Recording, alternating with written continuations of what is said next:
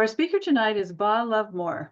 Ba specializes in the fields of human development, the evolution of consciousness through life, transformational learning, nurturing well-being and family relationships, holistic education, and teacher professional development. As a nonprofit executive for 45 years, Ba directed 3 holistic schools and a large family learning center.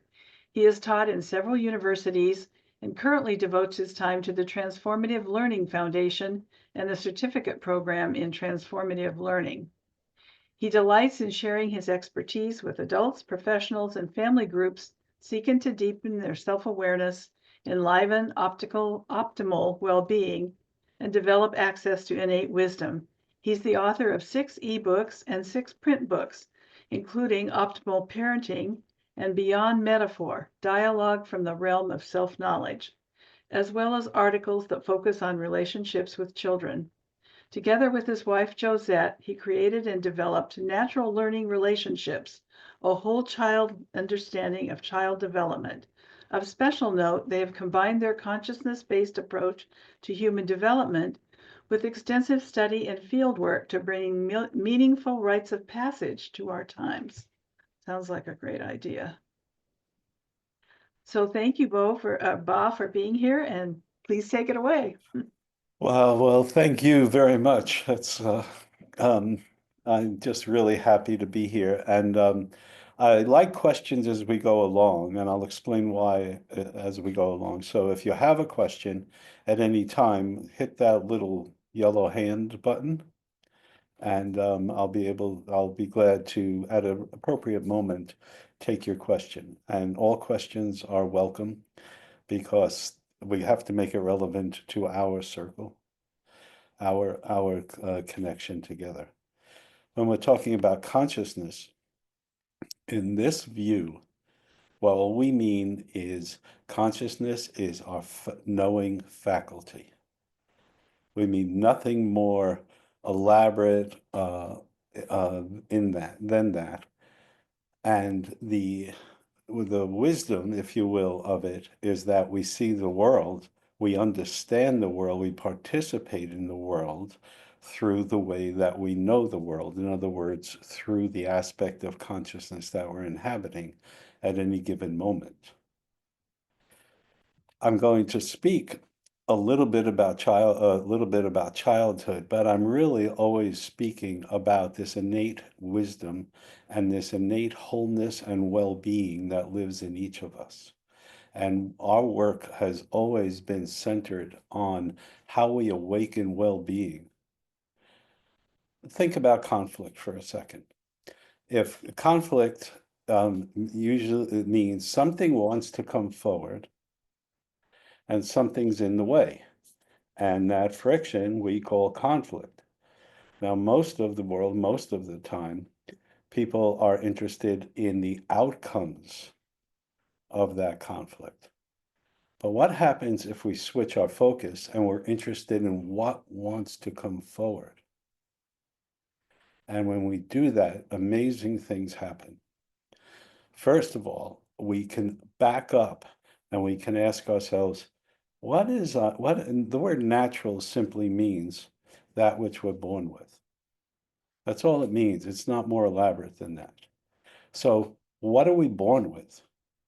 How do we look at ourselves? How do we begin to understand ourselves free of the conditioning and the confusions that we know play out with sometimes disastrous, but oftentimes friction-filled and trauma-filled aspects in our life. But what were we born with? The essence of the way to understand this, well, there's two things I want to offer to you. First of all, I want to say that our capacities are innate. Development depends upon relationship. In other words, we have a huge array of innate capacities. And the ones that come forward are the ones brought forth by the relationships in our life. So how can we begin to understand what our natural capacities are? Well, we have Josette and and by the way, Josette and I have 24/7, always work together. Many experiential learning programs. We facilitated, I don't know, 60 or 70 rites of passage. And what I'm sharing with you today is a species level understanding. That is the innate human capacity. And I make these claims because our work has been used and welcomed and powerful in varied places. For instance, in northern India, the Tibetan teachers in exile, the somehow word of mouth got to the Minister of Education, and he wrote and he said, we're not doing it right. And the Dalai Lama says, we got to do it right. And we heard about your work in consciousness. So we did a long time with them in helping them reorganize, mostly the teachers in Sierra and Sarah College. So it's Kenya, all the various constituencies we have in the Americas. It's really what's one way we can understand, is this a species level understanding? Why is that important? Because we want to see who we are without the cultural conditioning imposed. That's really a very powerful question. And when Josette and I, in our work, looked at all the other developmentalists, they talk about things like stages. And when you sit there and you think about it and you look up the word and you take some time with the word, you'll see that stage is a stage, boundaries. But we're not. We're emergent beings. We're beings who actually, this is what happens here, because in my own understanding, I'll wander. So ask your questions when you need to, because, or maybe somehow it all holds together. But our work, that's the other part of it, is cultural anthropology, physical anthropology, brain research.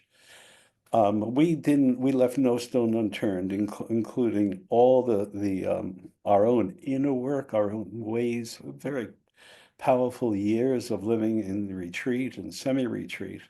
And in fact, that's where this understanding sort of popped up. But again, I emphasize field work much more than all of our research. And all the many programs and activities and things we did on our learning center. So these are some of the things that have contributed here. And if we look, for instance, at hard science, we'll see that it's catching up as well.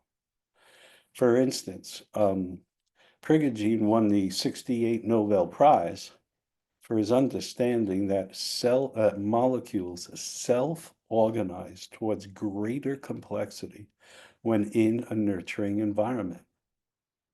Let that really sink in. You understand that that is an essence of emergence. A nurturing environment allows organisms to self-organize to greater complexity. How are we looking at our kids? Are they closed systems or are they open systems? How do we participate with them in terms of learning about their natural capacities? How do we participate in understanding which relationships, which environments allow those natural capacities to come to fruition? Not all kids, not all of us have the same natural capacities, but there are succeeding fields of knowing throughout the first 23 years of life.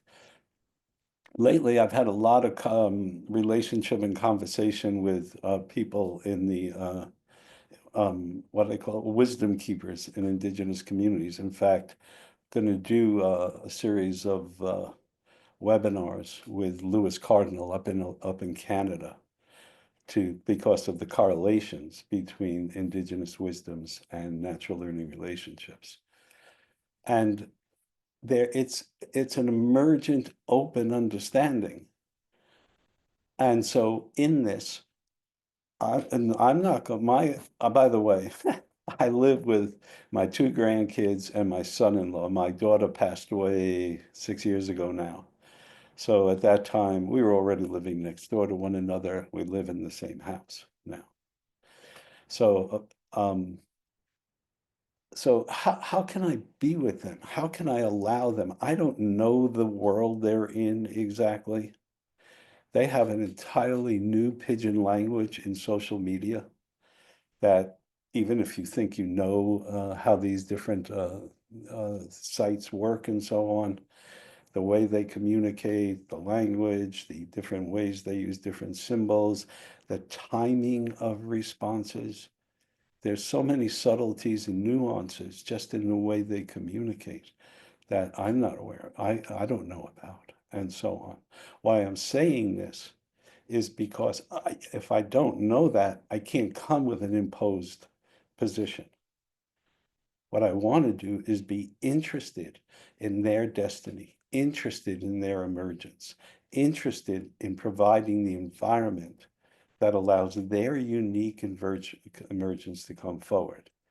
And yet, as humans, we have these four successive fields of knowing. Now, by fields of knowing, I mean, we could use Gebser's term, structures of consciousness. We can use all kinds of different terms out there to describe this. But if you call a field of knowing, what you're really saying is that a field has boundaries, and anything in those boundaries allows the creative sense of self, the creative self to come forward. So we need to know how to make successful boundaries, but we need to know what nurtures these various fields of knowing. Now, the nourishments that we talk about in natural learning relationships are exactly the same as when you talk about nourishments for the physical diet. That is, we know everybody needs protein, but everybody can supply protein in completely different ways and still get that basic nourishment in. So if I say to you that that trustworthy relationships are critical to 10-year-old kids because of the particular field of knowing that they're inhabiting at that time, you have to find out. I can't tell you how to do it. That's imposition, that's colonization, that's making believe there's this template that this is how it should be. But rather, we can say, here's what's unfolding, here's the kinds of things necessary. How are you going to supply those nourishments?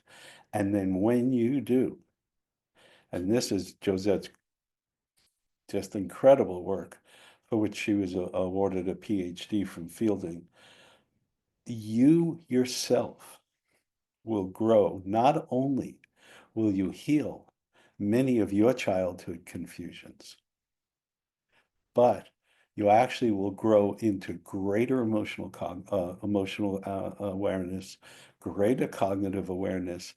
And her PhD committee actually said, no, no, you're really talking about the awakening of a wisdom. So that's what's at stake for us here. It's not, okay, here's the kids, we know it's the leverage point, and it is the leverage point, and I'm a very committed and old social justice guy. But it's not just that leverage point. It's not just, oh, get the kids and so on. When we do it, we grow.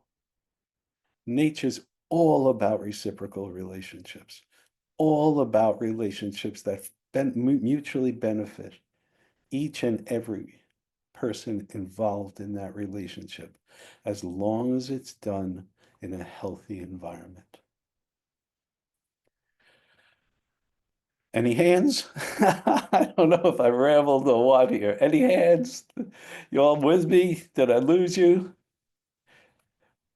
I'll accept that there's no hands at the moment. All right. Ah, hand. Thank you, Deanna. And I see you too, Victoria. It's Deanna, right? Yes, Yeah. Deanna. It flips around on my screen. So I may be looking there, you're over there. So, okay. Yeah, I mean, you set the stage beautifully, and it just makes me think about, I don't know if you're familiar with what's called the telepathy tapes about the children that are being born now and how we might see them as having ADHD or autism.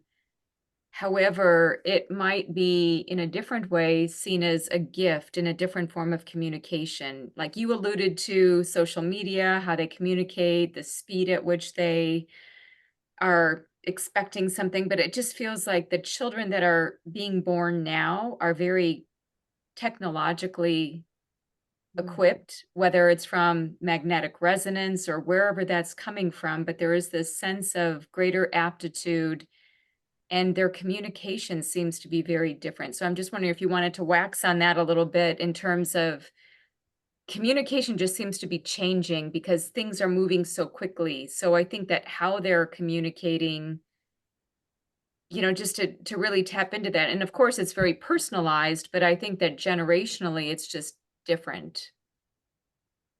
It is different, and there is that environment that these young people are brought into.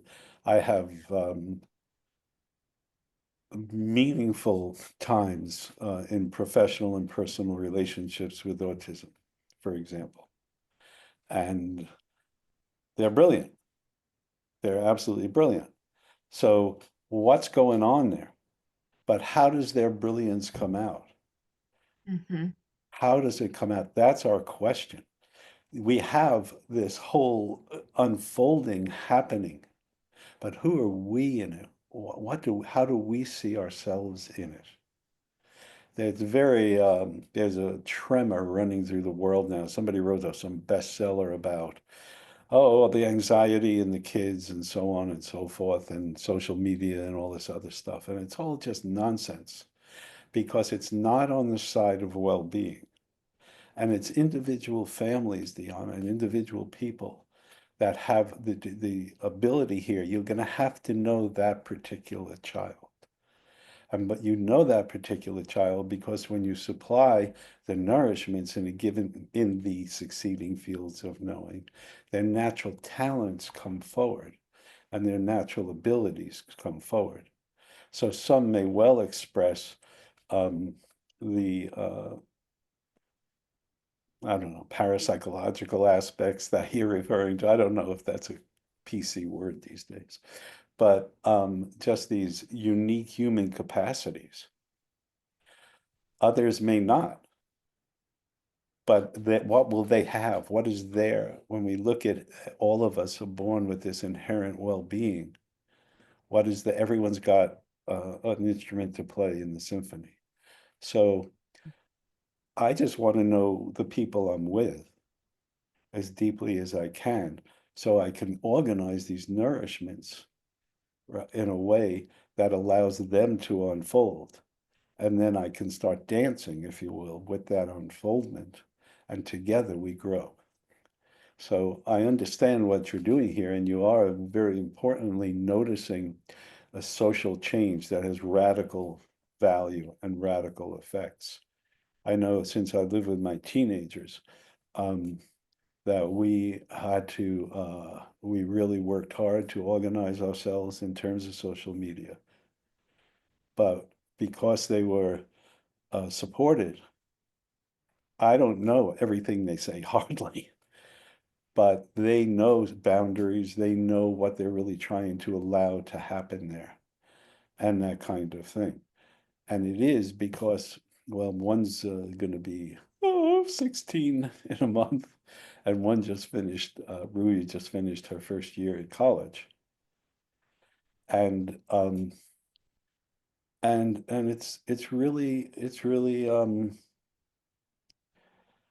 it's always a dance. It's always that continual learning. I want to give an example of this, and I'll get to your hand, Victoria, but I do want to give an example of this. One of the benefits, one of the greatnesses of natural linear relationships is that we understand and can participate in the dynamics of the transition from one field of knowing to another. And that's actually to our extensive research, never been spoken about. What does it really happen at 17 and 18? Because a radical new way of knowing, of organizing the world, of participating in the world happens. Previous years, the earlier teen years, the world was really organized around the development of autonomy, self-government. And before that, the starting back around 13, so age is tricky because the environment matters a lot. They I'm jumping. Each new field of knowing is like a new birth. Let me make that really clear to you. It's like a new birth. Perhaps the easiest example of that is from the first field of knowing, which is centered in the body and centered in sensation-based wisdom, which is an ancient and very powerful wisdom, and might be contributing to what you're referring to, Diana. But it's centered in the body, and there's a natural egotism that comes with that. I'm the center of the world's an extension of my body. I communicate in the world by the sensory qualities. I don't have the same time sense you have. I don't have the sense of space. I don't mean anything like the word love that you mean by it. I don't mean any of that because my field of knowing organizes all of these things, aesthetic, pleasure, everything entirely differently. So just bear with me here because this could easily be a several hour part of this. But so we go through various phases within the fields of knowing. And by the end, towards the end of it, we have a tremendous competency. And you can see it in the 7 and 8-year-old kids. I remember once I'm standing online to get into a restaurant and there's little kids, I guess they were part of a family standing in line also. And the older brother and cousin run away and say to this 6-year-old, seemingly small young woman, "Oh, you can't catch me." And she stands up and says, "I am 6 years old and I can catch you." And she did. And she did.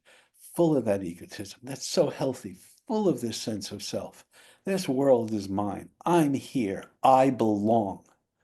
And that's the center organizing principle in that first field of knowing. But, and this is my point for this moment, what happens is between 8 and 9, universally, we become aware of our own mortality. We have different ways of organizing death especially through 6 to 8 or so. But it's not till 8.5 or 9, I die.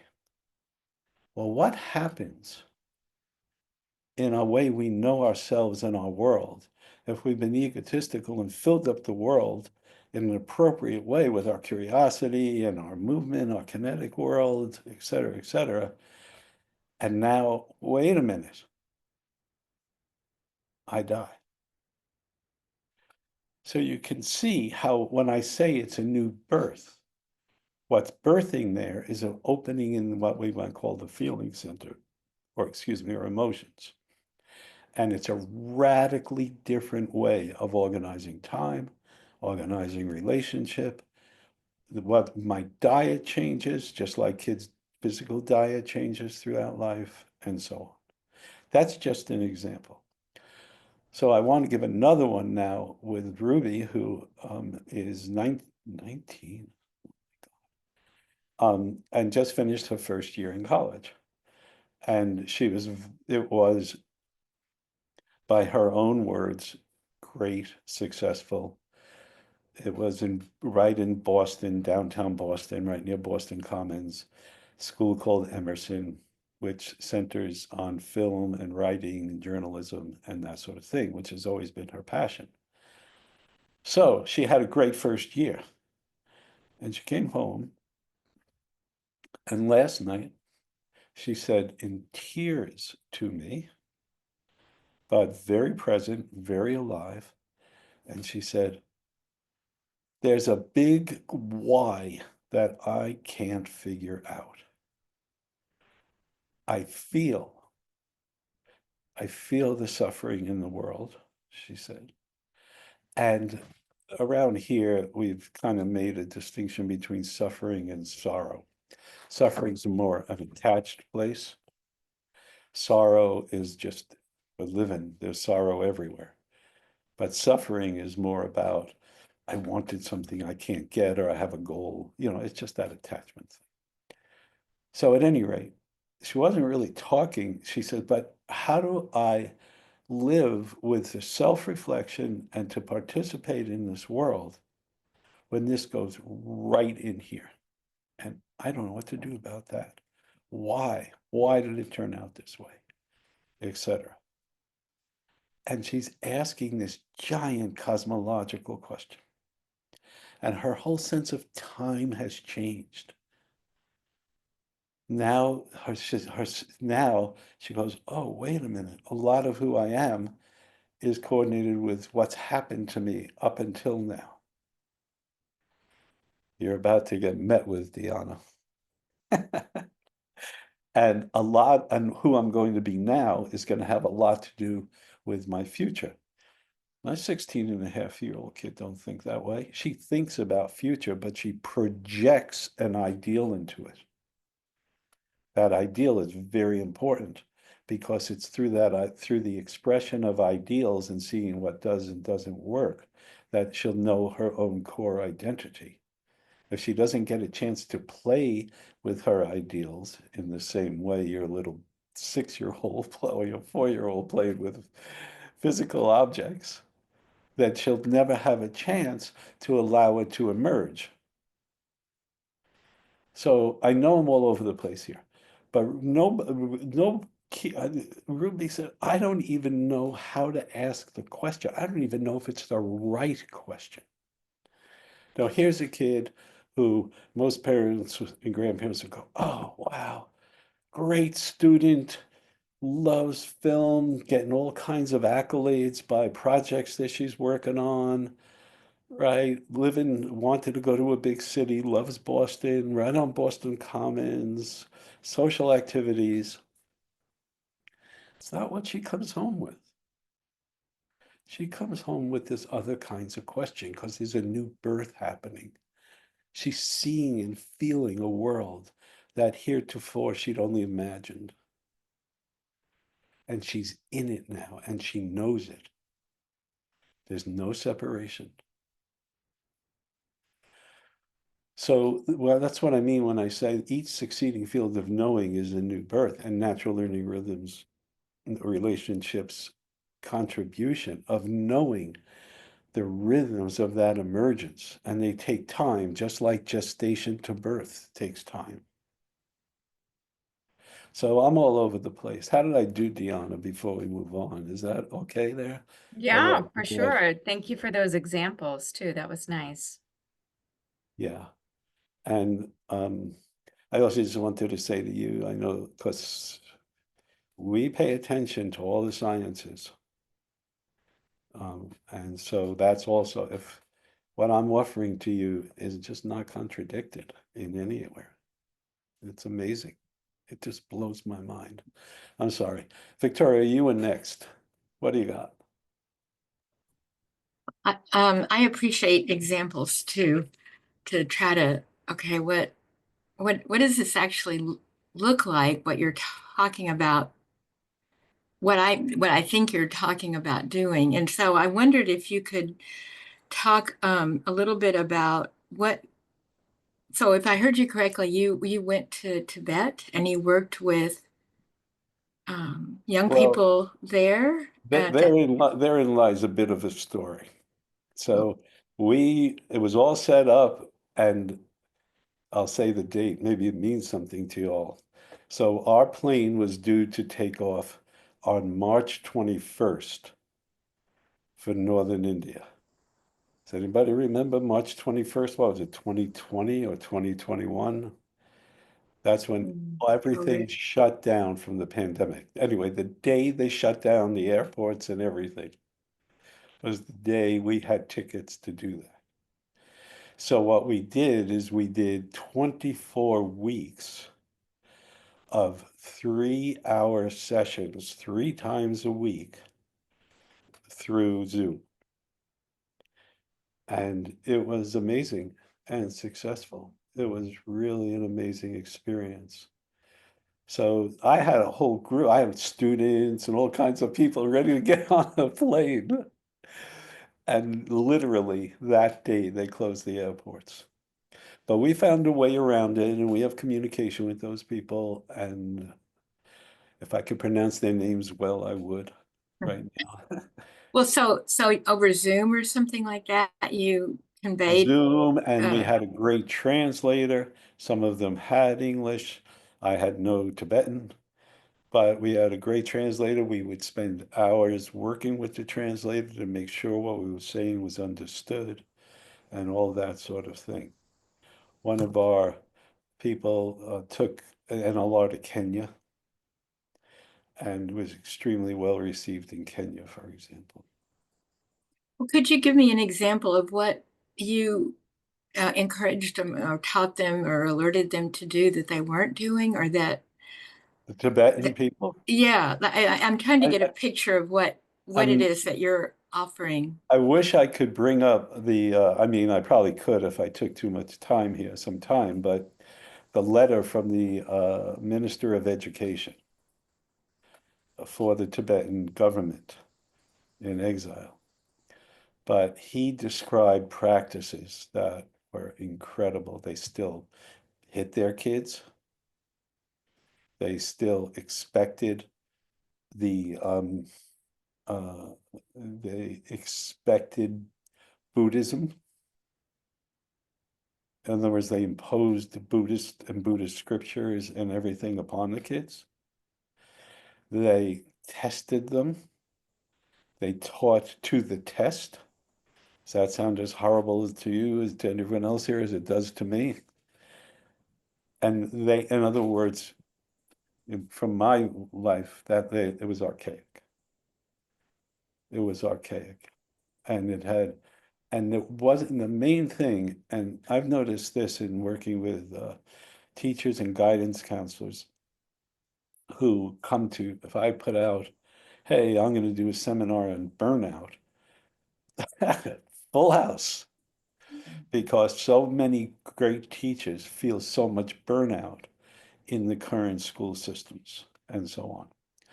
And I asked those teachers, and this will go back to the Tibetan and everyone else too. I asked those teachers, okay, before we go any further, tell me, how do you deal with your experiences of feeling burnout?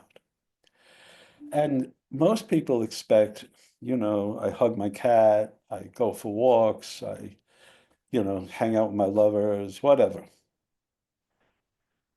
It must have been 80% of the teachers, and the several times I've done this, who say, I came to have a relationship with the students and I can't have it because of the large class size, the curriculum requirements, and the way everyone's judging everyone else.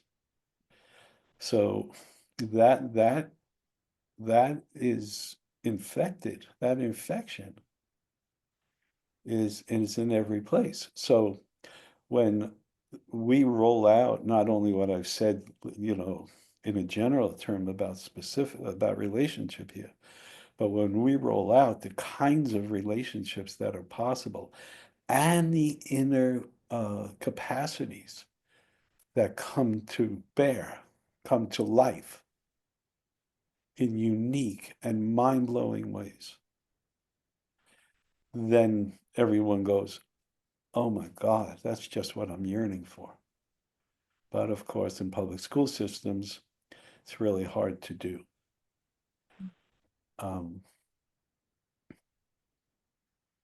I have stories rolling around in my head, but I don't think it's right now. So, Yeah. Okay. Well, can I ask you one more question? Then I think you said that there was a lot of correlation between indigenous, I guess, education and your process. Yes. Is that correct? Could you just give, a couple of examples of how you? Well, right now, we recognize the merging of it, and Milt has been a really big factor. I know Milt 2010 maybe, even before. But from the humanistic psychology and holistic education worlds. But Milt's the one who keeps bringing it together. He keeps telling them and me, you guys got to get together. You're doing the same thing, but you got to get more coherence so that we can bring these things to the world in a way to a heterogeneous world. Because a lot of the indigenous ways are tribal, and they work extremely well inside of a homogeneous culture. But we're in a heterogeneous world. And Lewis Cardinal was really honest about it with me, and and we talked about it at length. 75% of indigenous students are in urban areas, so it's obviously harder to bring that forward. The remaining that are in schools on the different reservations and areas have to conform to the standard public school curriculum. So so when he knows about this and he sees the universal way it can be spoken, he's starting to see, and also they have a mandate right now, what they call wisdom keepers. They have a mandate right now to bring more and more indigenous wisdom out to the world. It's a mandate. It's a powerful mandate. So if they can sort of connect with a consciousness-based approach to children, which matches their not matches, but fits with their indigenous ways, then that's going to facilitate greatly their way of being able to reach more and more people. So that's what we're about now. I could give you some correlations. Some I think you could guess and pretty obvious. One is consciousness first. Consciousness first, last, and always, friends. One of the greatnesses of NLR is that we don't have to assess one another or our children by their behavior. And that is killer for kids, because behavior arises from deeper needs. Remember, something wants to come forward. So a child, well, I'll give you another example. So at our learning center, there was a group of families, all the families were involved in NLR.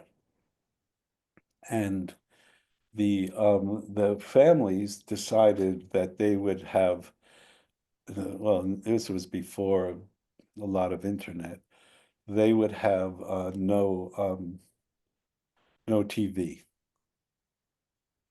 And they all agreed upon it, and it was really hard on this one 10-year-old, like 10 or 11-year-old kid. He had his TV, he liked it, and this kind of thing. What do you mean we're all giving it up?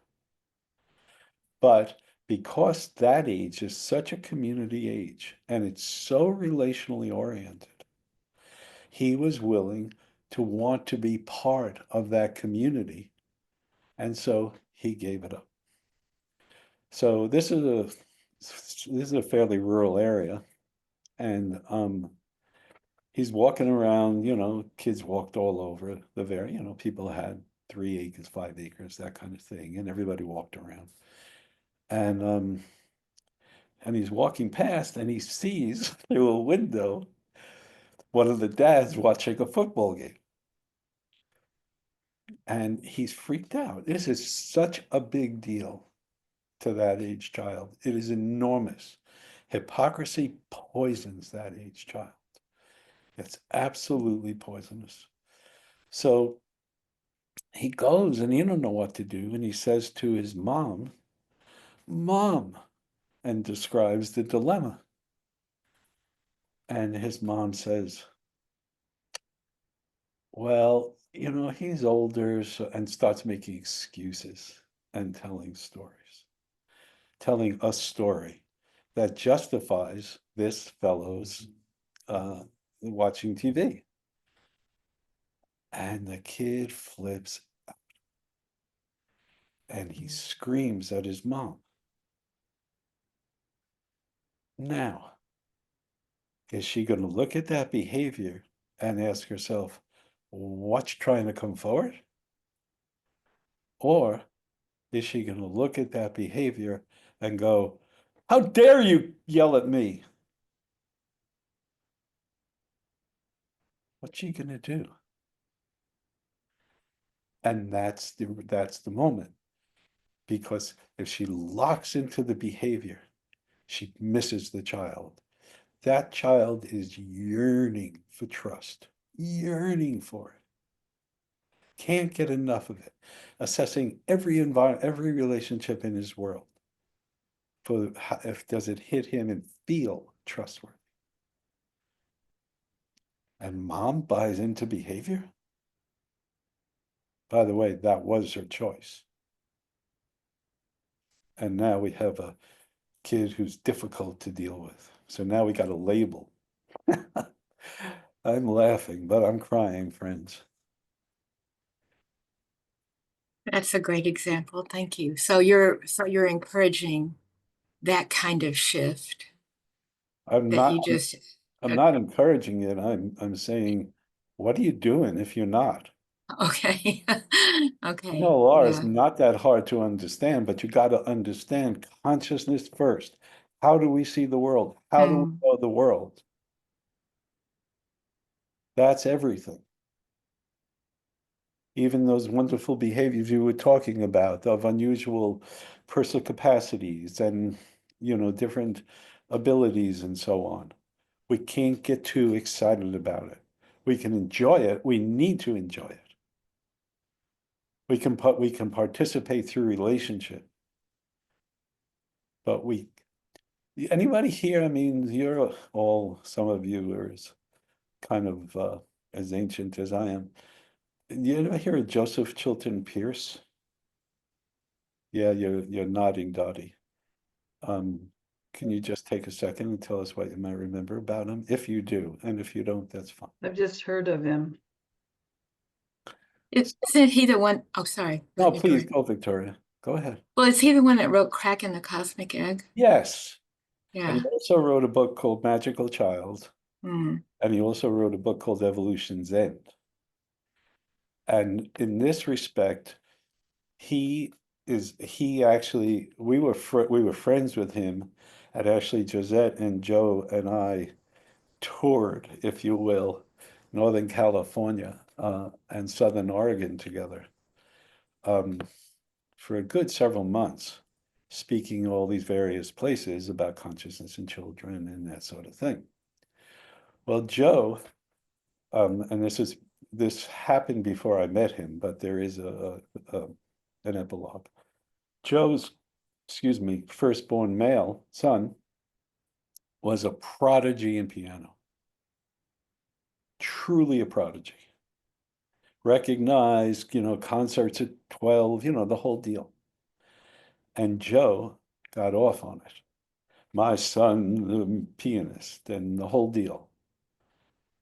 And the relationship fell apart. When I met Joe, they were thinking of trying, they hadn't really had anything meaningful or spoken even in several years. When I met Joe, he said, I'm trying to patch this up. And actually, Josette and I worked with him and his kid in order to create a different relationship. But it hurt that boy. It really hurt him. So we want to enjoy it. We want to celebrate it, but we don't want to get overly amped into it because that's our attachment. And that will bring suffering. Thank you. Yeah. Any hands? I thought I saw, Darlene, didn't you have a hand up before? Maybe? No? I did. You talk about the four um, Fields of knowing. fields of knowing, and I have, you've described the first one, but I guess my curiosity is, are you going to go through all four? In only the most cursory fashion, but since you asked, I will. And the reason is because really the depths that these fields bring us into in terms of ourselves and the children are so textured and so varied. But we talk about okay, so in natural learning relationships, we append the suffix being to the given field of knowing. The word being means nothing essential is missing. Because everything the child needs to actualize their capacities, their sense of self within that particular field is present in that field. So it's not these little kids on their way to being adults, which of course has been a sickness in our world, but the kid has what they need to unfold, see it like a flower, to unfold like a flower. It won't be, there'll be more complexity coming forward. But if we don't get well-being in that first field, it's very, very challenging. Now, before anyone asks, because I'm going to answer the question we've been most often asked over the many years, and that is, so I messed up the first stage. I did, I was not physically available. Oh, okay, I'll tell you about it in a minute. So if I ruined the kid for life, and I must say that this terrible, pernicious myth was perpetrated by all these so-called scientists studying children out there. And, first 3 years of life, first 6 years of life, first 3 months of the birth canal, first this, first that. But in fact, the unfolding fields of knowing are more complex than the ones before it. And if you go through the open window, you be with the field of knowing that the child's in and provide the proper nourishments and so on, it has tremendous healing power of previous mistakes. Now, there's obviously very intense traumas that I'm not really speaking about here, but the most common things that we all face are easily rebalanced. We're humans. We're incredible creatures. So when I start to go through this, don't think, oh, it's ruined forever. It's not. And even those of us who have parents, grandparents, and so on, or have older children and so on, there's plenty that we can do with this understanding to revisit and reconnect. And Josette and I have had a fairly robust private consulting practice for all these years. And I keep telling people the cheapest way to deal with all this is to meet the natural needs of children. It's amazing. It's just amazing. Okay, so the first field of knowing we call body being because it's the body through which we know the world. It's the sensations and the sensation input. And I can go on, but for instance, they don't mean the same thing by words that you do. Children play with everything. Everything. They play with words. So if you do something as simple, for example, as doing an if-then kind of comment. If we go to the park, then do you promise to clean your room when we come back? Now listen to all the confusion in that. That's what a child has, that kind of time sense, that child has that kind of time sense. No, that is not the way children that age organize time. It's not the way they organize space. And it's certainly not the way they organize the word promise. So you come back, the kid goes, I don't want to do that now. I want to go play with this or that or the other thing. And you promised. And what did you do there? You brought a tone and a vibration, if you will, of threat. So is there a age span for the first I'll get to awakening? Victoria. I'll get there. So you brought so what is the sensation of you promised? Feel it, sense it.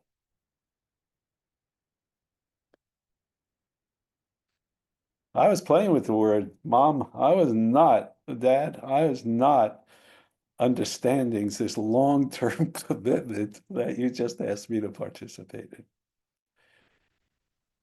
It's a sensory-based world, and everything touches the child. And when we talk about nourishing this age child, that we talk about the main and the child's organizing to get their rightful place and their belongingness. Rightful place. Where do I belong? With whom do I belong? Safety. I need to know that. If I know that, I'm intensely curious about the world, and I'll continue to try to explore. I can go through all the years of this, but we're really talking about really sort of 6 weeks in gestation to about 7 or 8 years of age. It's not to say the other fields of knowing aren't there. They're just quite rudimentary, and they're not running the show.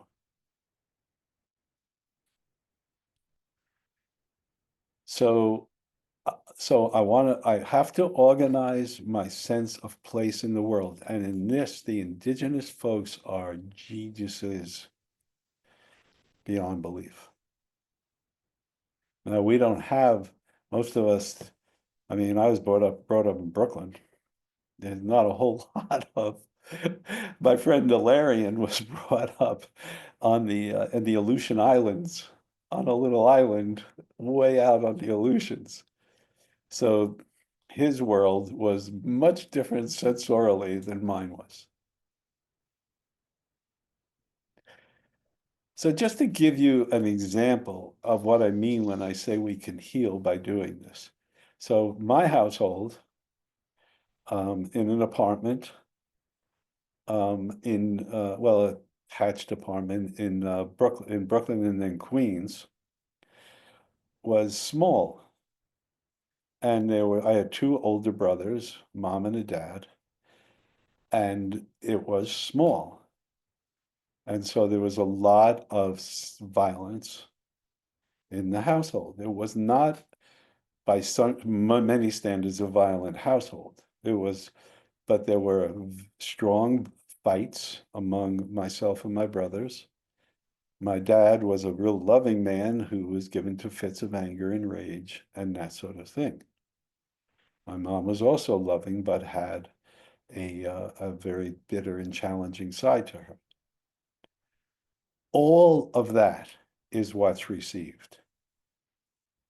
All of that. The consequence of that is anxiety in certain situations in my body.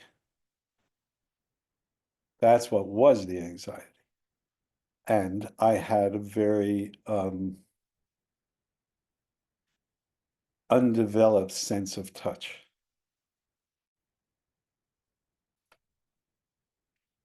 So fast forward to my daughter and to the many, many other young children, thank goodness. I've had the, significant relationships or experiences within my life. And they literally taught me how to touch. Literally. And as I learned that with them, because I knew how important it was to them, and I thought I was doing a good job, and they made it really clear what wasn't and was. So for instance, the tone of my voice.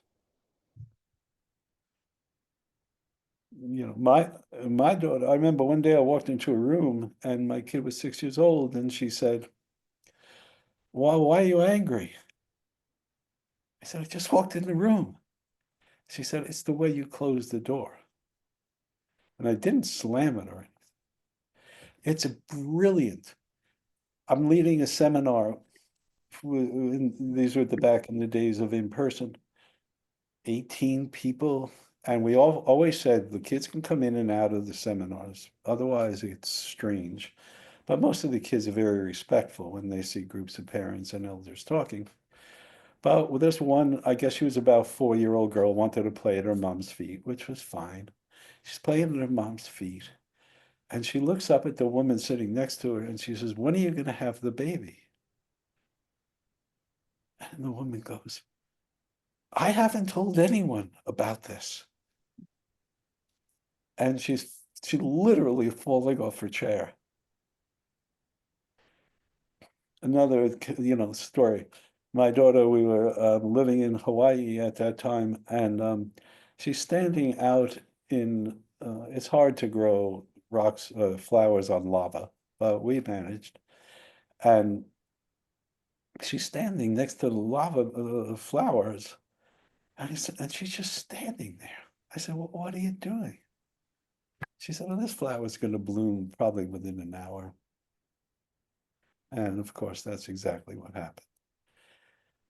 But it's natural. It blows us away, but it's natural.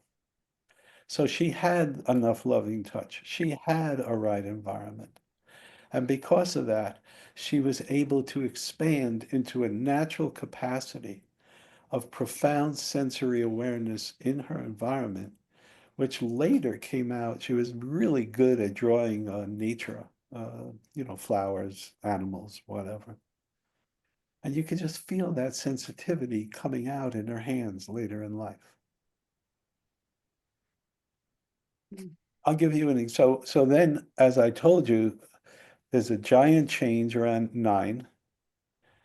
And there's one family that we were close with, and they lived up in Oregon. We lived in the Sierras then.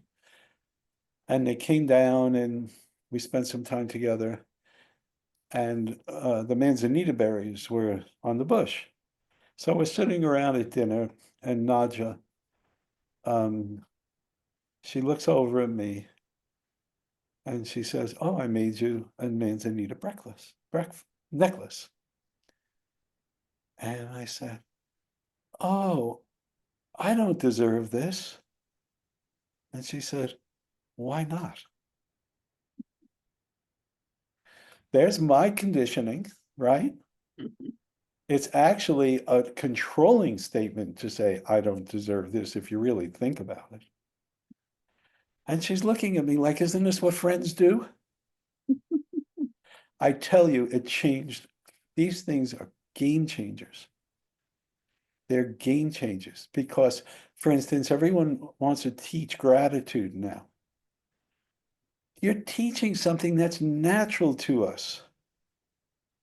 I can show you what gratitude looks like throughout the lifespan.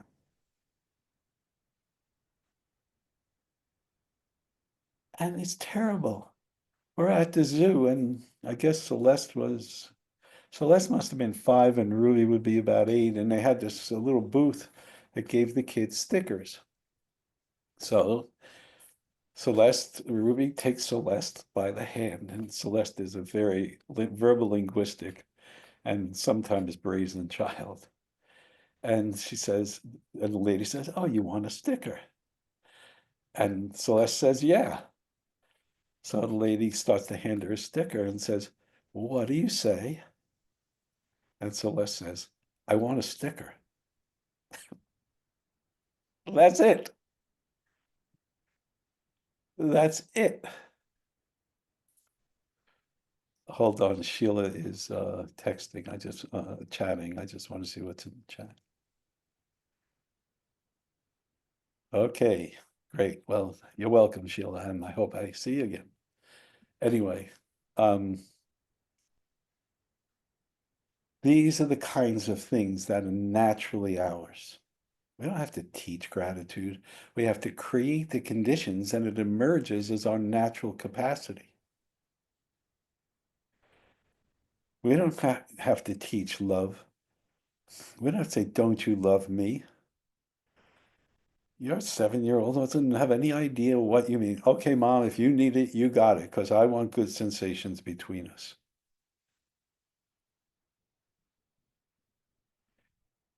Excuse me, it's that kind of thing.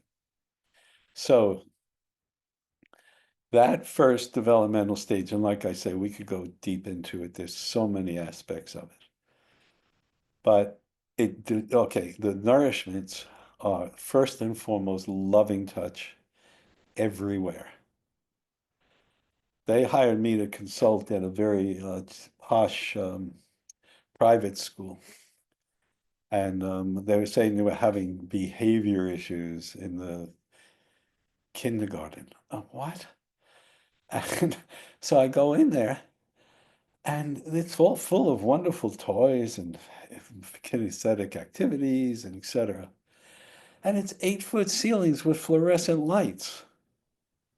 Anybody know what the sensation environment of 8-foot ceilings with fluorescent lights is?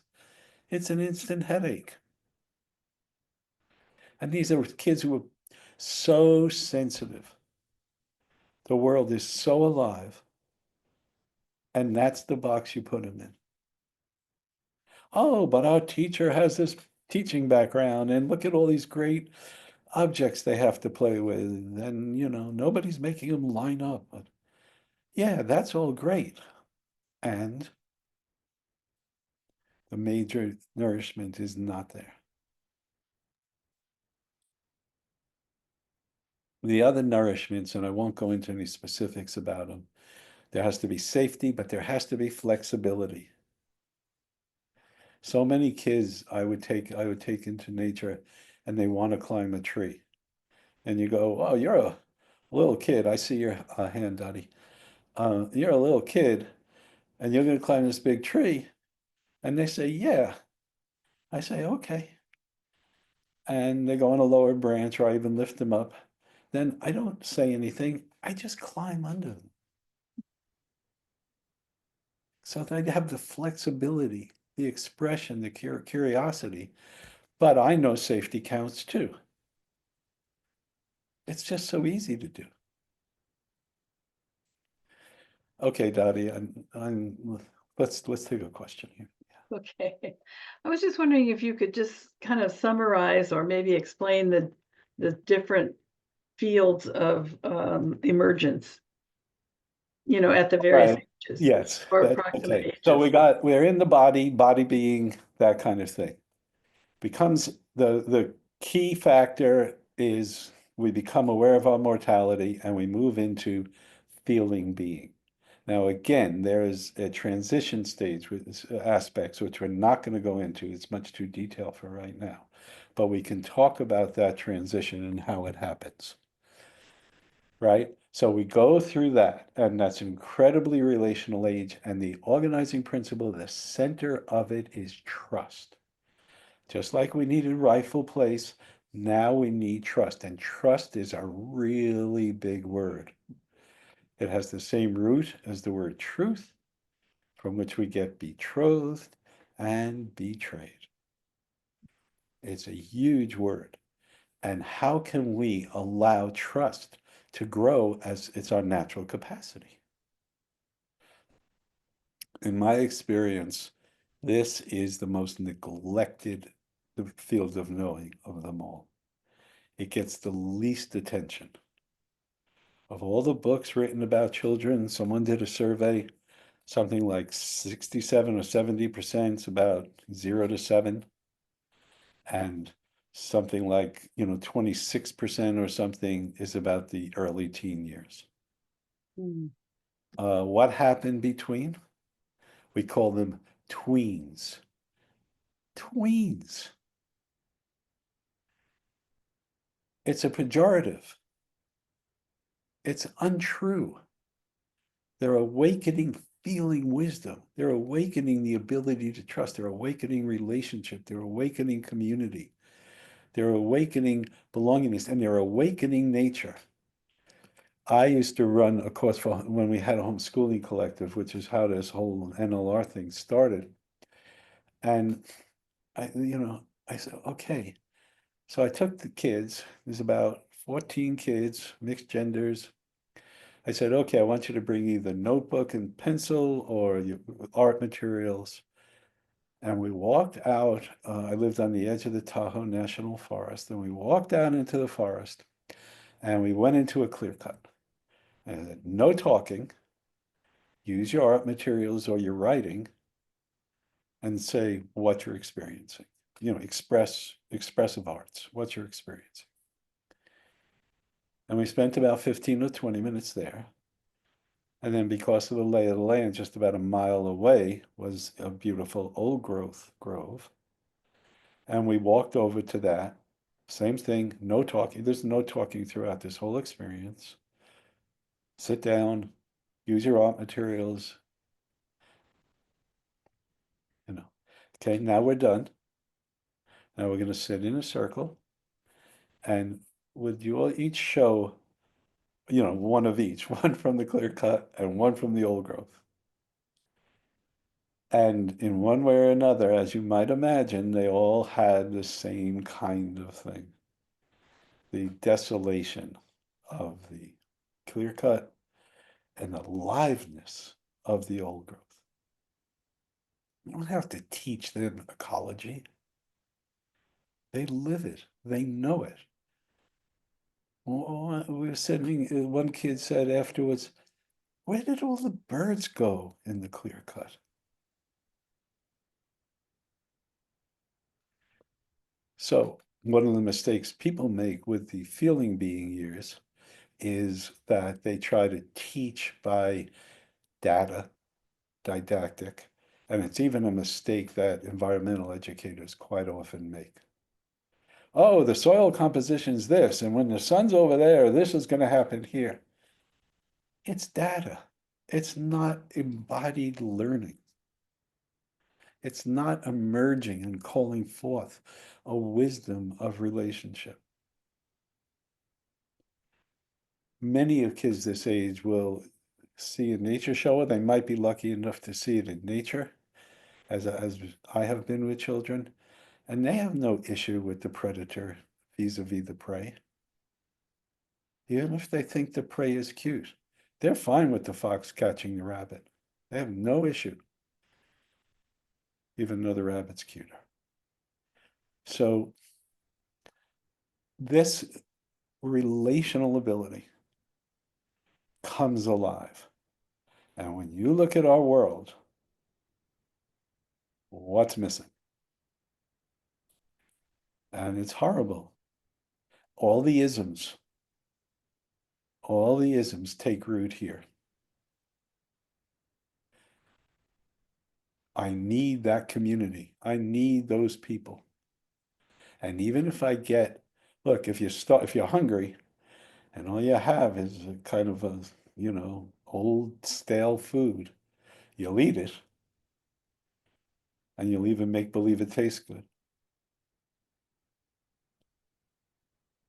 So as you can tell, I have lots of feelings about all this. So Dottie, while I have you here, how am I doing? I mean, it's an hour and 20 minutes in. Is this what we wanted to talk about? I mean, I need to get some feedback from you all. What's going on here? Well, I was wondering what the 4 different. Okay, you want me to go through it all? Sure. Yeah, Okay. you don't have to spend a lot of time on each one. I was just curious because I'm studying the gene keys and they talk about the same thing, the 4 Yes. area. I was just curious if they related. And you'll see it in brain science too, Mhm. that sort of thing. Okay, so 13 or so, it's not necessarily correlate with the secondary sex characteristics, etc. But there's a huge change that comes forward, which is I can't be embedded only in community values. I now have to be my sense of self. I have to be self-organizing. I have to have self-government. And I've never done it before. So I project ideals. And if I don't get sensitive respect in those projected ideals, I will get angry, I will rebel, I will do whatever I need to do to let you know that this quality of self needs to come through. And if we say, oh, you're so naive, or anything like that, we're not respecting them. Respect simply means to look twice. So the organizing principle is autonomy, self-government, not rebellion, not individual, which means to be separate, self-government. So I yearn for relationship, and I yearn for relationship with my parents and my teachers. But the relationship has to honor my unfolding for self-government. So I have to have freedom. But as an idealist for the first time, that can get out of hand. So it's our obligation to also bring responsibility with any freedom. So yes, freedom. And I'll sit down with kids and I'll say, well, I bet you're looking forward to driving a car. Oh yeah. And I have a great surprise for you. On the night that you get your license, we'll go to a bar, I'll get you some alcohol, and we'll drink and we'll go riding. And they'll look at me and you'll say, you're crazy. Can't do it. And I'll say, why not? She said, well, I might hurt someone, whatever. And so I can make the point quite easily. If you want the freedom of the car, it has a responsibility. Every freedom has a responsibility. Freedom is actually being able to live and with those responsibilities and bring yourself forward. So they need freedom with responsibility. They need personal space. Even in places I dealt with the unhoused, and them getting families back together, and even in the smallest areas, I'll say just drop a sheet if that's all you can do to cordon off an area for a child. So they need personal space. The feeling being kids need adventure, and so do the ideal being kids need adventure tremendously. There's more, but those are you get these basic nourishments in. And then what happens is what happened to Ruby. All of a sudden, oh, for instance, let's just do time sense. The time sense of the body being child is sensation. Sensation to sensation to sensation. And I'm attracted to the pleasant ones and I'm repelled by the unpleasant ones. The feeling being kids, time is like cycles. It's the cycle of nature. It's the cycle of our relationship. It's the cycle of friendships. So it's very cyclical. Then, for ideal being kids, time is relative to their idealistic exploration. So if a kid wants to say, I really, really want to learn chess, and it really matches who their sense of core identity is, they'll spend hours and hours at it. No problem. Because they're actually getting nourished. But their time sense will not be, and there's a glowing, glimmering sense of the future, but it's not really developed yet.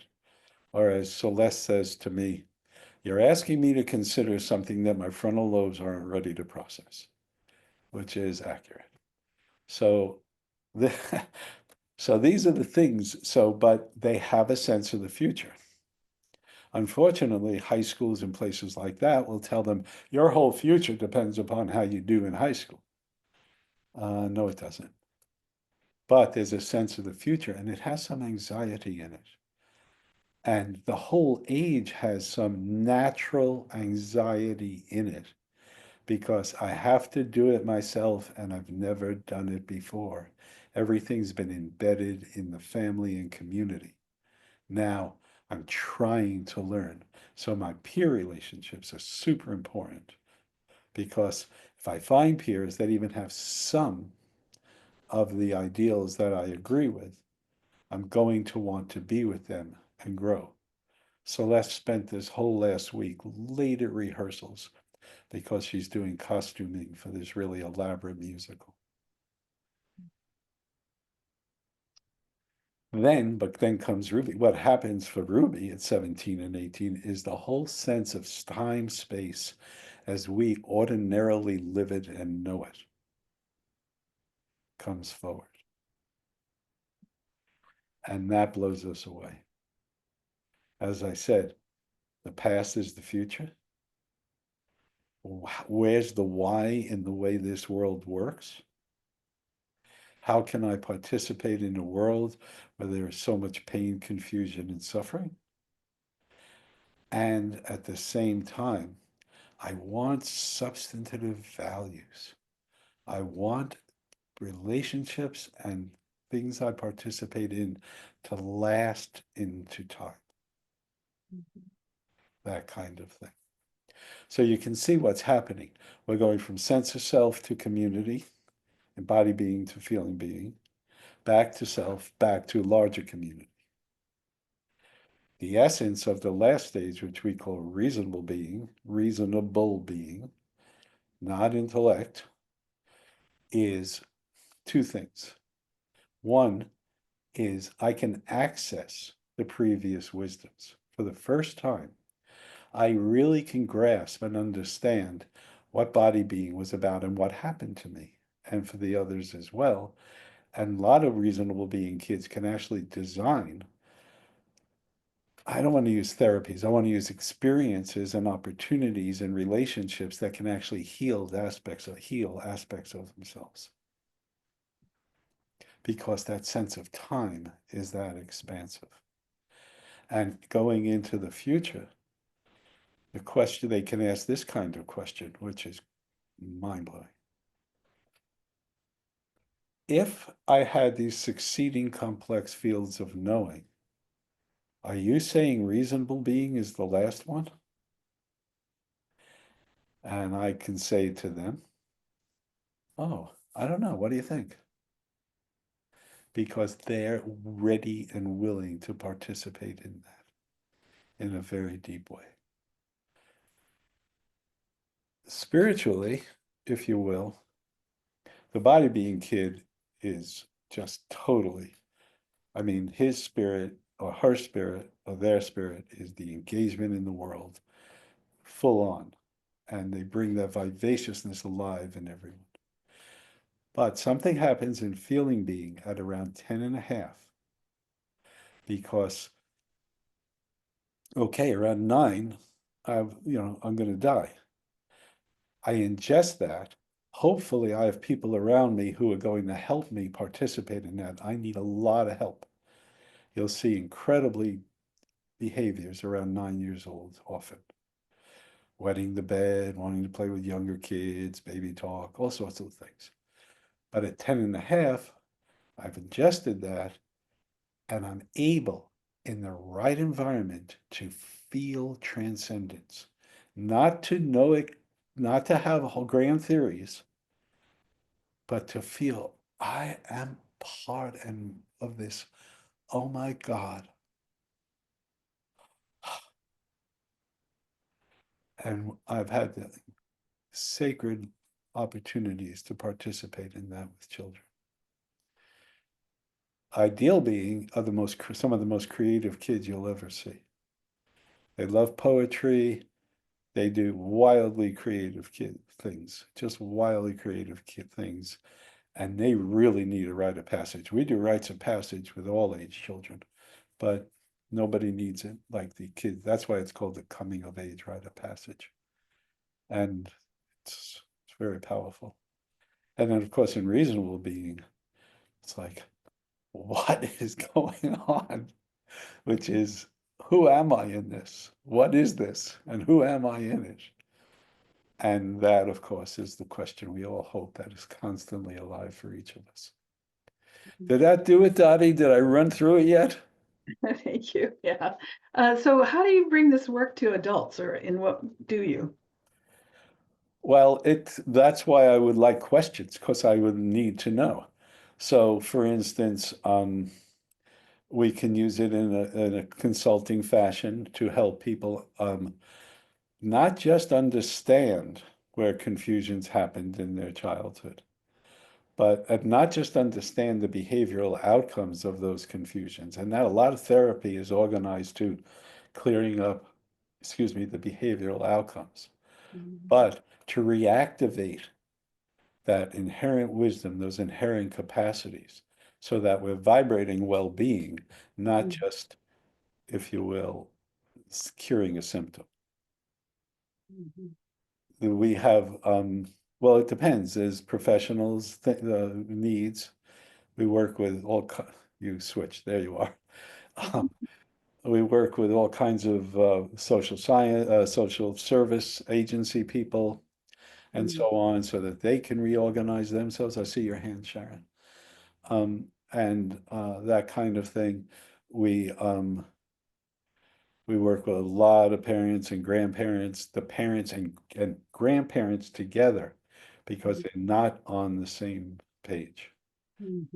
Just like we don't really have the same world of, opportunities as those younger kids, with the media and all the other stuff. The grandparents and the parents, they often aren't coherent.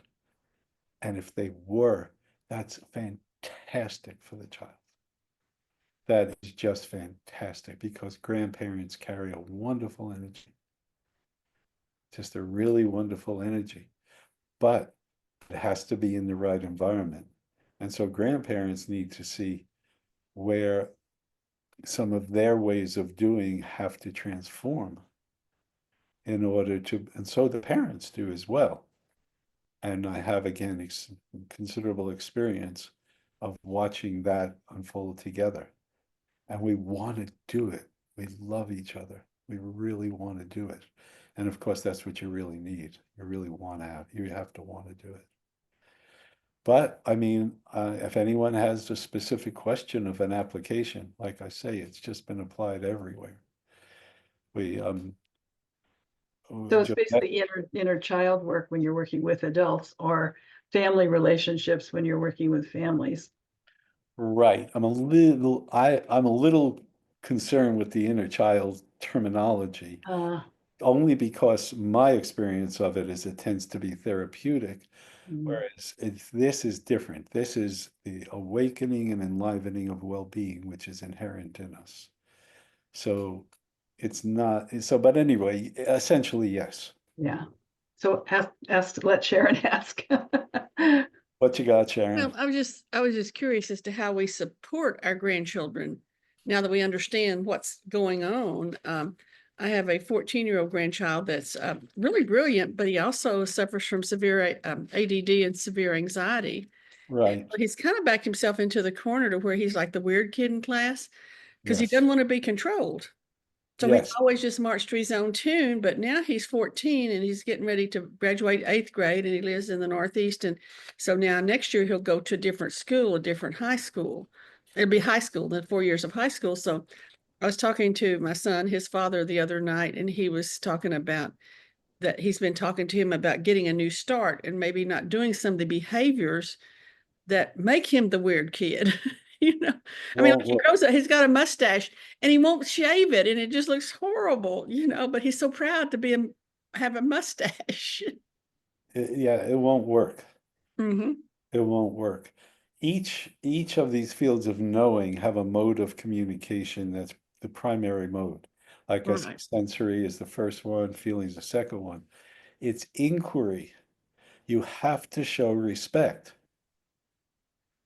You can't say, you can't have if you have a judgment about this fellow's mustache, you're out of it because you've judged him. Right. So, but what does that mustache mean to him? Well, you already gave us a hint, Sharon. This means that he's recognizing his growing autonomy, his growing uniqueness. Right. So what other ways does he do it? Any Uh-huh. way that he's really honoring himself. Again, a field only is play in a boundary. It's not a path, walk this way. It's a Right. Mhm. boundary. And then for us, especially with the teens, the boundary is you can't harm yourself, you can't harm anyone else, you can't be disrespectful to a teacher or someone who's trying to Right. help you. Other than that, how are we playing together? Mm-hmm. Mm-hmm. Right? That's really, really important. Right. What I find unique is his parents have, it's the only child they have, and they're both extremely brilliant, and they both devoted a ton of time to this child. He's had all kinds of counseling, all kinds of stuff, and they've let him be him. He's not an athlete. My son was, you know what I mean? But he's let that child, and I love it, the fact that the child walks to his, I just love him to death because he just walks his own beat.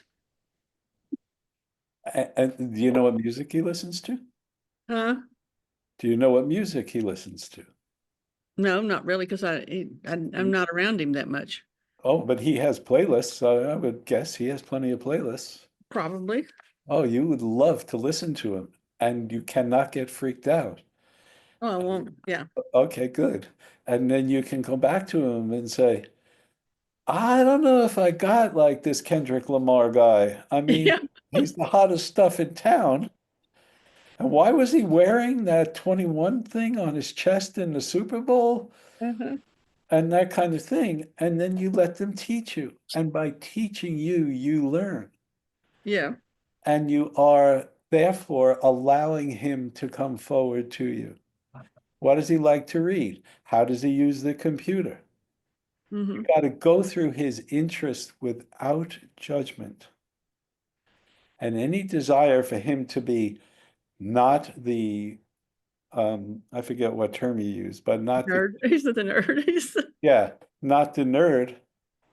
I mean, and Celeste and Ruby both went to the Milwaukee Academy of the Arts, Uh-huh. the charter, an Oregon charter place. It's attached to Milwaukee High School, and it's full of nerds, and they're thriving. Yeah. He'll find his tribe. Right. So, Yeah. but then what does that mean to you, Celeste? That, you can spend all these hours doing costuming uh, with these kids. Mm-hmm. And he said, and Celeste said, Yeah. well, as you know, because my wife Josette, she's a fabric woman. We got cabinets of fabric. And Celeste says, well, I love, just like Alma, I love fabric. And now I get to play with it. She's playing. Mm-hmm. She's Mm-hmm. playing. And she'll stay there till 10:30 at night and have to be up at 6 in the morning the next morning. And it doesn't. I found it quite interesting that when I was up there last summer, he comes in and here's a 13-year-old boy, tall for his age, who comes in and says, well, Nana, what is your love language? And I go, what? But Yeah. I've done that. I knew what it was. I said, my first one is physical.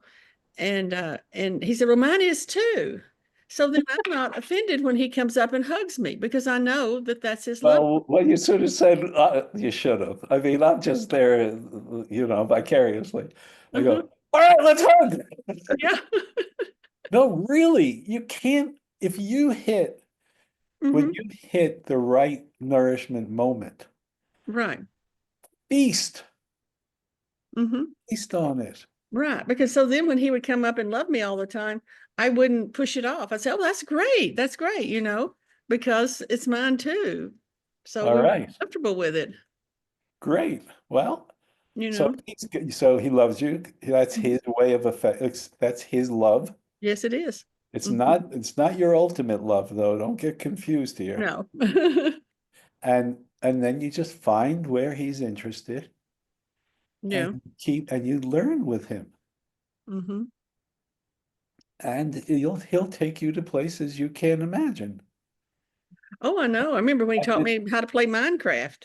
I was like, oh my God. okay, so you're playing Minecraft with him. Yes, and I'm not Are good. are you talking with him about how come this is fun for him? Uh-huh. No, I hadn't thought about that, but that's a good That's what idea. I'm saying. You Uh-huh. don't want to get hung up on the behavior or the activity. You Yeah, want I to do see. it where it hits, and then you want to like, go a little deeper. Who are you here? Mm-hmm. Yeah. And it'll be a ride. Yeah, and the fact that I think he's just precious that he is so the way he is. It's just precious to me. So why do you have so little to do with them? Huh? Didn't you say you had just Yeah. not? Well, see, I live in Arizona and they live in New Jersey, so we don't see each other but a few times a year. But and when I talk to him on the Sure. phone, he doesn't want to talk a lot of times. That's a different world. Yeah, different world. Yeah, my grandkids make fun of me for using phone, for talking to anyone. Yeah. Yeah. Yeah, But I used to think that sometimes I'm a financial counselor, I just spent a whole bunch of years counseling young military people, just coming at the military. And I used to think, well, your world's not your I think their world is harder. I think their world's much harder than mine was because of the fact they have the social media. I can't imagine having somebody post something to everyone in my class the next day about me. I just can't okay, imagine but living. that's the issue. You hit the issue. It's it's not an isolated experience. We've left social media. Look, we do a terrible job with teens. I do too. Mm. I'm not saying, I wasn't really referring specifically to you. You sounded like a grandma that would have been great to have. But we do a terrible job. Because they want personal space. That doesn't Yeah. mean they can isolate. They can go to their room, they can spend hours there, but they're part of this family, this community, and there has to be that connection. That connection has to be existent. Mm-hmm. And the issues, whether it's sexuality, social media, whatever it is, that's a community decision. Now, I'm very happy to let the teen take the lead, experiment within certain ways, and so on. But I'm participating in that. Mm-hmm. So if you're leading a class and you don't want people to post about you in social media, you should say so because Mm-hmm. you're part of that relationship. And if you say, oh, that's just what kids do today or whatever, you've moved away. You aren't teaching them responsibility because Mm-hmm. you have a response. If you can't keep your boundaries and have a good sense of them, a No, I'm not relational talking about sense teaching my of, class. I'm just talking about that.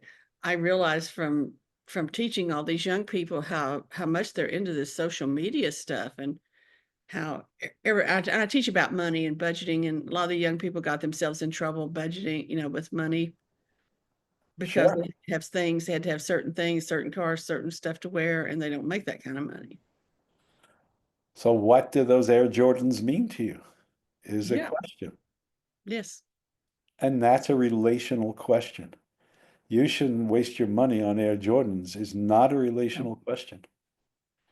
No, we would talk to them I about our see your idea. hand, Darlene. Talk to them about their money scripts.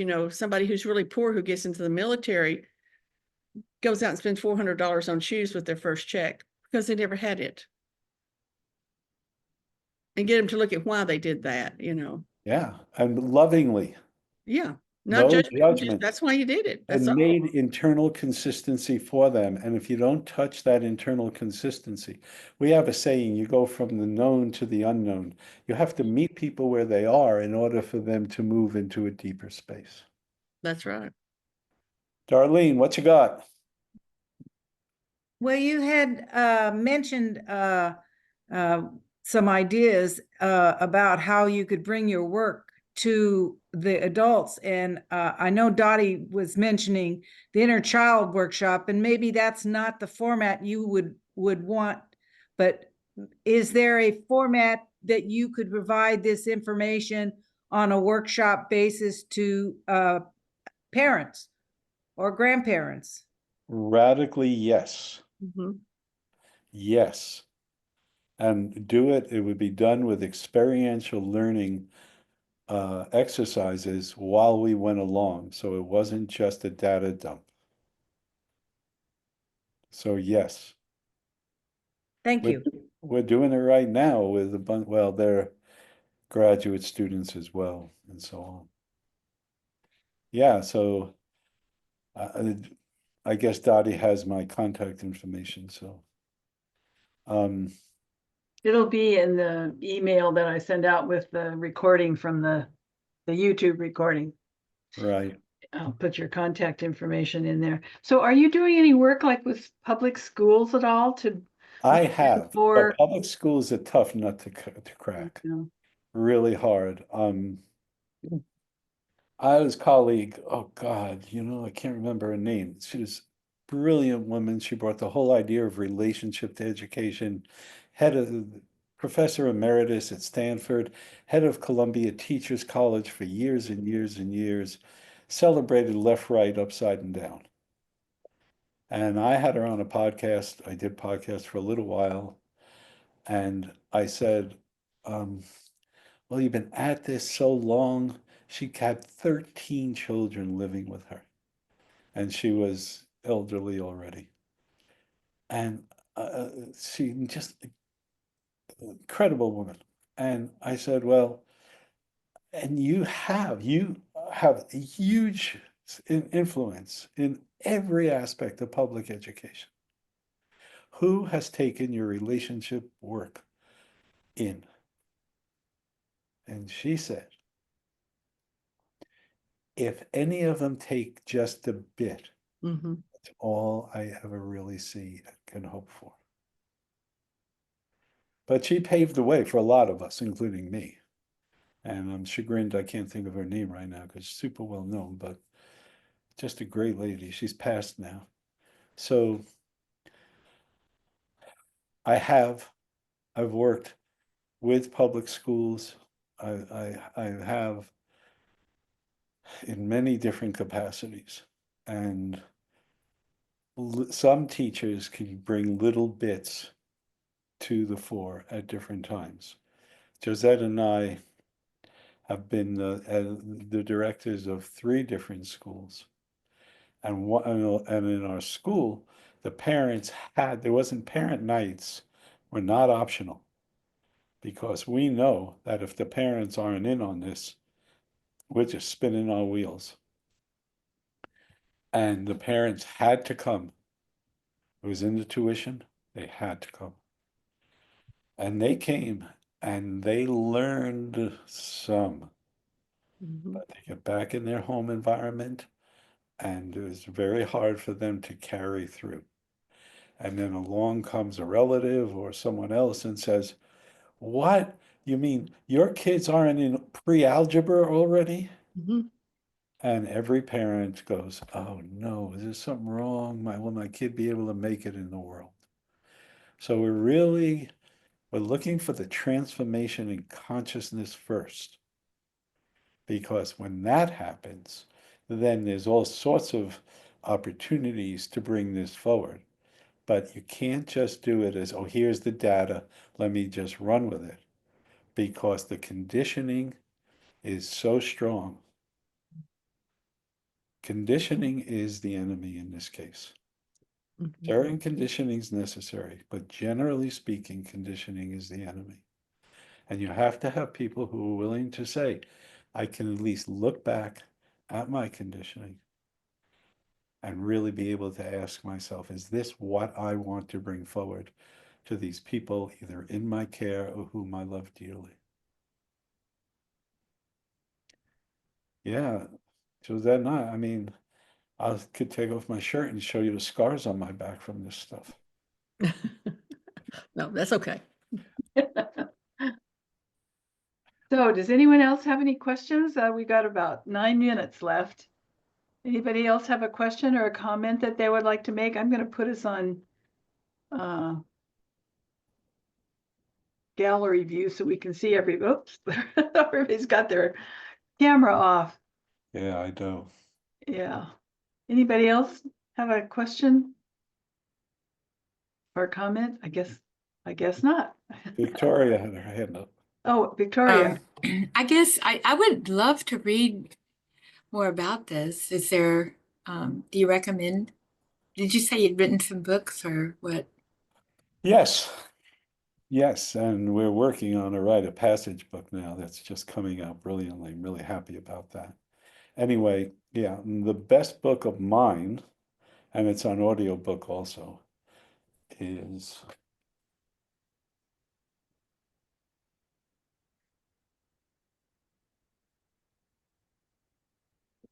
Don't Be Dismayed. It's big type. It's easy to read.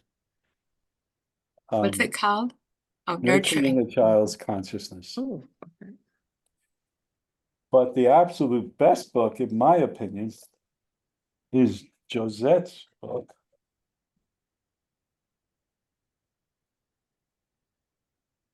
I know, give me just a sec. It's around here somewhere.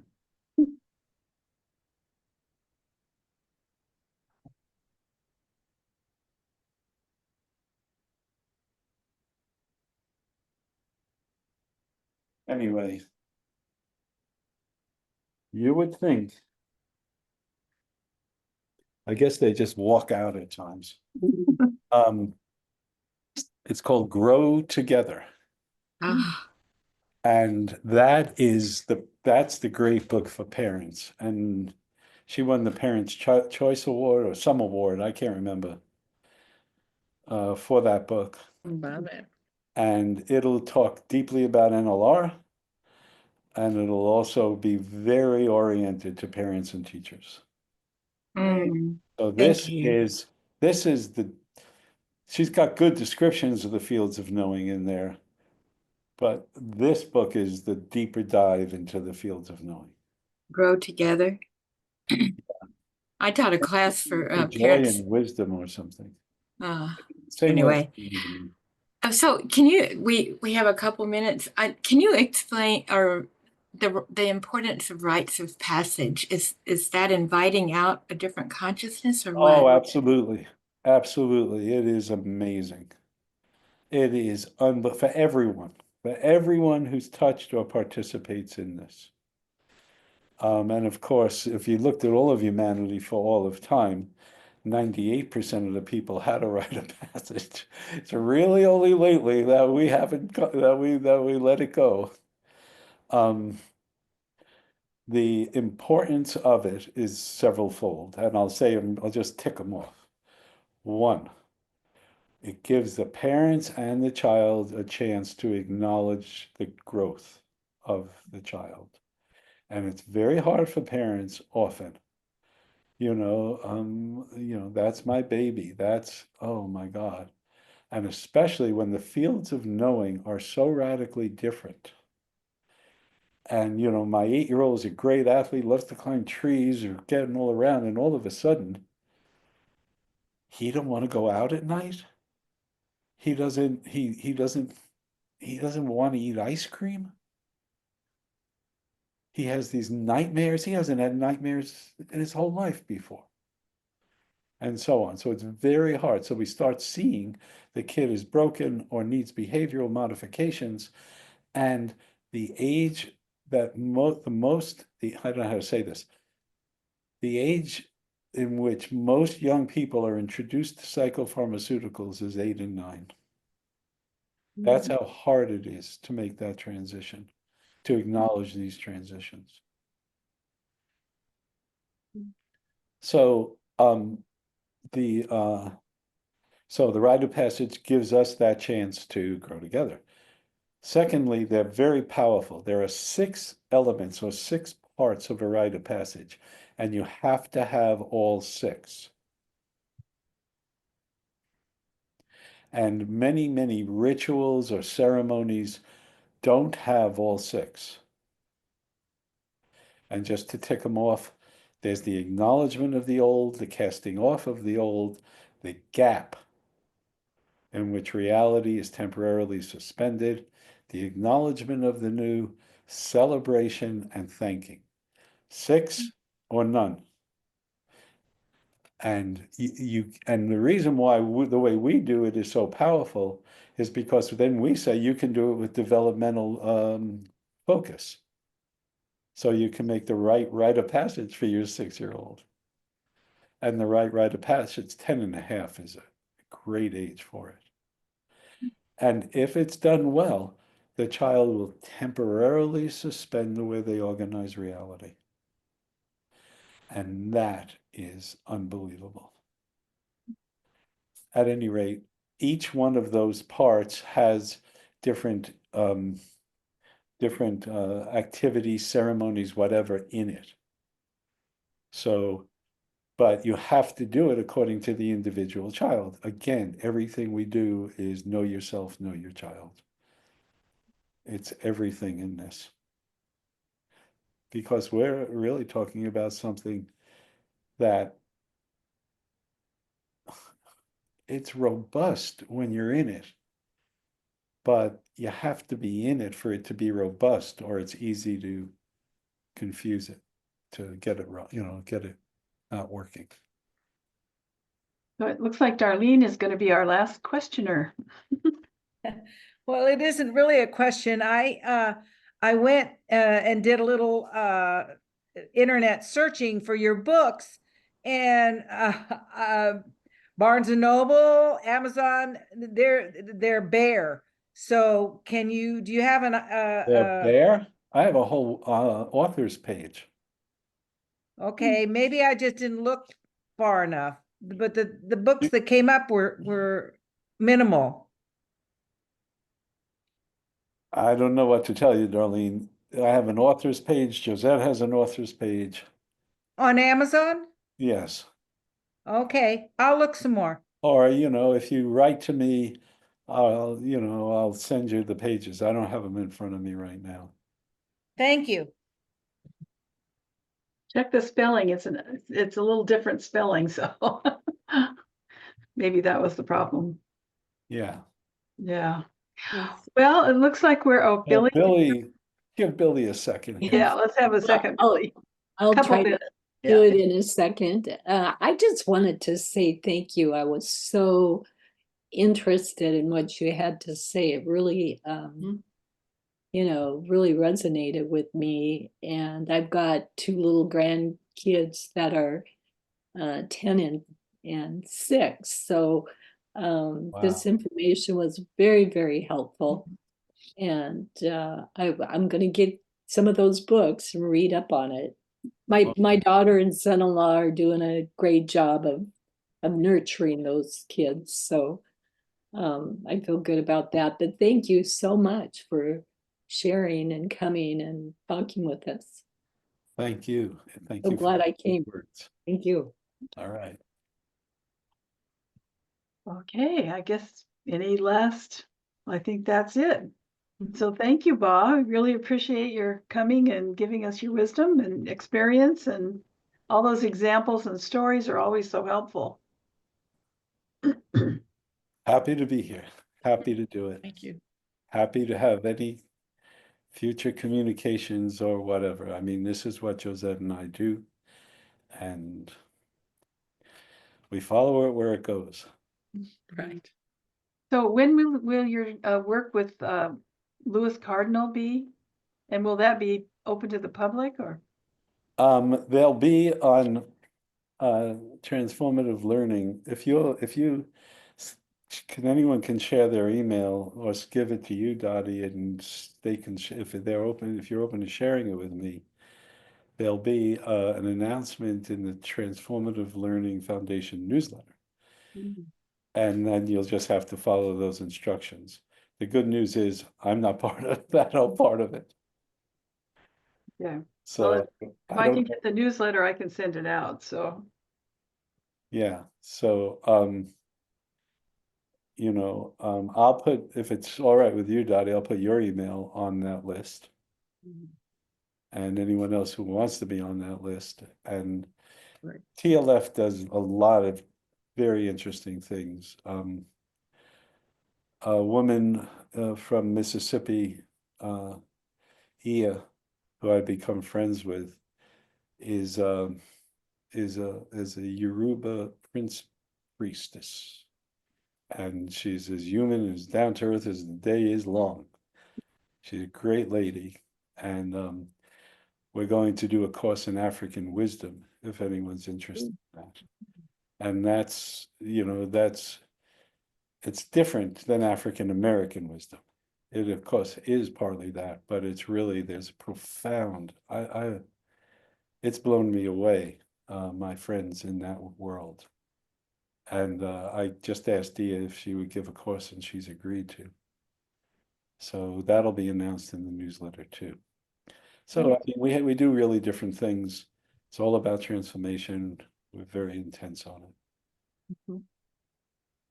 Okay, well, thank you so much. I really appreciate it. All right, will you send me a copy of the recording, please? Yes, I will, for sure. Great. Okay, well, Thank you. Good Thank night, you. everybody. Good night. Thank See you. you all next Thank time. you. Thank you. Bye. Bye.